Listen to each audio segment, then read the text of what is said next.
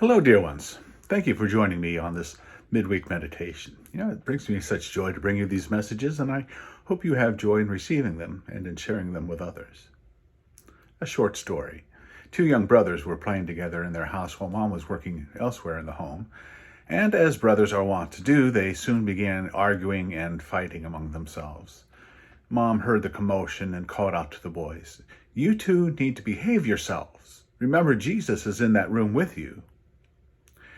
There was silence for a few moments until one of the boys said to the other, "Come on, let's go to another room." See, some people are uncomfortable with the idea that Jesus is always there, always present, always aware of what you're up to. Rather than revel in his light, they would prefer to go somewhere else, somewhere darker, where his presence is not so keenly felt. As John 3:19 says, "But people loved darkness instead of light because their deeds were evil." But dear ones, if you really love Jesus, his constant presence is not something to avoid. Instead, it's a source of continual blessing. What a joy it is to have a friend who is constantly at your side, a friend who understands you completely, whose care and encouragement are always available. Jesus is that friend upon whom you can unload all your worries and concerns, and he listens. He listens to the rhythm of your soul like nobody else can hear. Why would you ever want to be parted from such a friend as this? Psalm 139 expounds upon the omnipresence of God, but does so joyfully, not with scorn. Verses 7 through 12 say, "Where can I go from your spirit? Where can I flee from your presence? If I go up to the heavens, you are there. If I make my bed in the depths, you are there. If I rise on the wings of the dawn, if I settle on the far side of the sea, even there your hand will guide me. Your right hand will hold me fast. If I say, surely the darkness will hide me, and the light become night around me, even the darkness will not be dark to you. The night will shine like the day, for darkness is as light to you."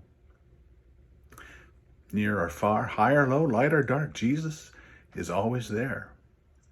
Other friends will let you down. They have other things going on. They have busy lives themselves, other priorities.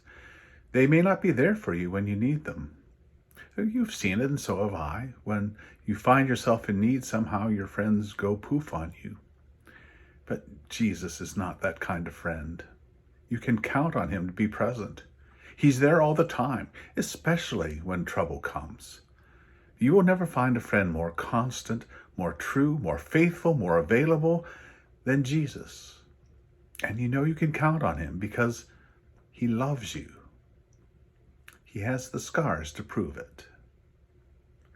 But although Jesus is always present to us, no matter where we are, we often have difficulty maintaining our awareness of his presence.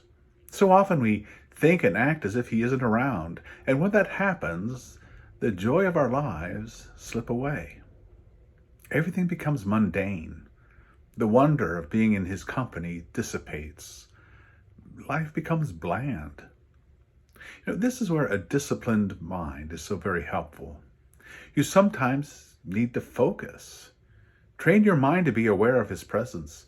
It's not like he didn't send you reminders to help you with that. Every day is filled with wonders if you have the eye to see them. All creation is a testament to God's glory. How can we forget that he's there? And when you set aside time in the morning to spend specifically with Jesus, it's much easier to be mindful of him throughout the rest of the day. But for some of us, there's a deeper issue. Some of you may feel abandoned by God. Some of you feel as though you've reached out to him and you are met with only silence in return. Although you sense a need for God, he seems absent from your life and unaware of your troubles. If this is you, let me affirm that Jesus has in no way abandoned you. If you don't feel him near, then something is blocking your feeling. The evidence is far too overwhelming to deny. Jesus does not abandon his own. His overwhelming love for you makes that an impossibility, no matter what has happened, regardless of what you've done. My advice to you is to accept his presence as a matter of faith. Whether you feel him there or not, believe that he is there for you regardless. Whatever is blocking your feelings will eventually be overcome by the faith you bring. And until that happens, let me suggest you cling to Jeremiah 29:13, which says, "You will seek me and find me when you seek me with all your heart." So to wrap this up, near or far, high or low, in darkness or in light, the presence of the Lord is with you. Thanks be to Jesus. Let that be a blessing to you now and always. Have a wonderful day, dear ones, and I will see you soon.